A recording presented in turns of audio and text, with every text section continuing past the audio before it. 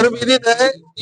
सिख धर्म के प्रथम गुरु, सिख धर्म के संस्थापक, मानवीय एकता के महान संदेश वाहक श्री गुरु नानक देव जी का 555वां प्रकाश पर्व, जो कि 15 नवंबर को संपूर्ण विश्व जगत द्वारा बहुत ही हर्षोल्लास और सत्कार के साथ मनाया जा रहा है। राजनांदगांव गुरुद्वारा श्री गुरु सिंह सभा द्वारा भी विगत 2 महीने से लगातार आयोजन चल रहे हैं। इस उपलक्ष्य में आज 13 नवंबर को श्री गुरु ग्रंथ साहब जी की शोभा यात्रा एवं नगर कीर्तन का आयोजन किया गया है, जो कि गुरुद्वारा साहब से प्रारंभ होकर मानव मंदिर चौक, सिनेमा लाइन, गंज लाइन, पुराना बस स्टैंड, जी रोड होते हुए वापस गुरुद्वारा साहब पहुंचेगी। तत्पश्चात 1 घंटे के लिए शपथ कीर्तन और गुरु के लंगर का आयोजन किया गया है।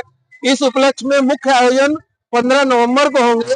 15 नवंबर मुख्य प्रकाश पर्व के लिए दरबार साहब अमृतसर से रागी जत्था भाई साहब भाई भूपिंदर सिंह जी को आमंत्रित किया गया है, कि लगातार 4 दीवान में शबद कीर्तन के माध्यम से इस पर्व को सार्थक करेंगे।